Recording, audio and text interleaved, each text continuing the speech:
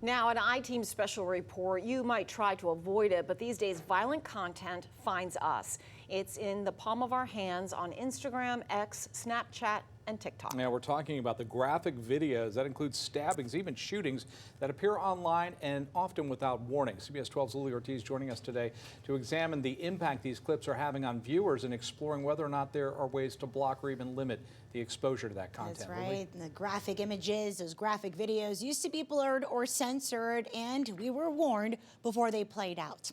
Today, you can be scrolling through and right there, out of nowhere, it really just appears out of the clear blue sky, and that is impacting everything in our world right now. Whether you're watching sports highlights, cleaning hacks, $19 cleaning will take your house from shambles to a literal sanctuary. or a trending dance craze, graphic, uncensored violence is incredibly hard to avoid.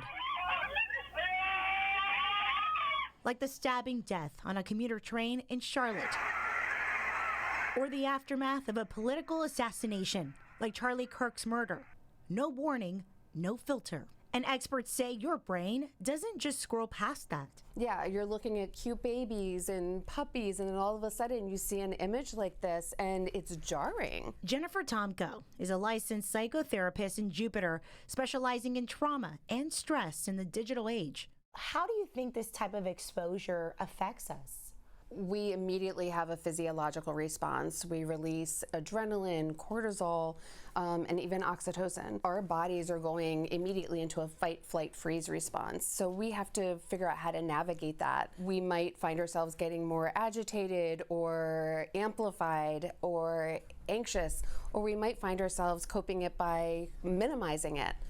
So it depends on the person, but all of it is a physiological response that we have to process through. She says that stress response can quickly change how we feel and how we connect with others. We might shut down, which is often a desensitization. And when that happens, we end up excusing the behavior. Because that numbing can turn into something much bigger. But yes, we end up having an empathy fatigue potentially.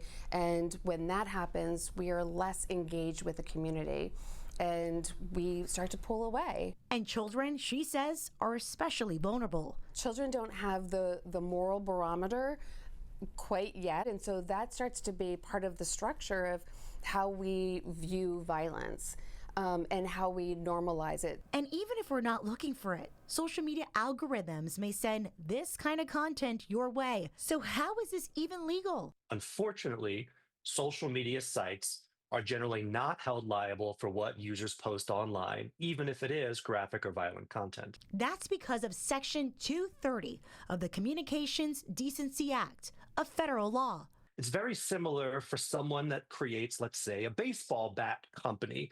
Shouldn't be responsible for how people use the baseball bat if they were to use that violently. But some states are pushing back, arguing that if algorithms promote violence, platforms should be subject to penalties and lawsuits, paying a price for just putting it out there. That's a new strategy that people are trying to use in lawsuits to hold social media companies responsible for this violent and vulgar content online. Let's say a parent is really concerned about this. How can we avoid these violent posts and feeds?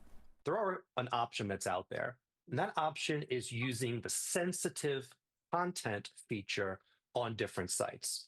For example, Facebook and X have a feature that says, I don't want to see sensitive content. At the end of the day, if you're a parent and you want to shield your child from seeing sensitive content on social media, really the only defense you have is not using the social media platforms in the first place. If you've seen something traumatic, Tomko says there are ways to cope. Journaling, being in nature, talking to a professional, talking to other people who are going to actually listen and hold space for how you're feeling.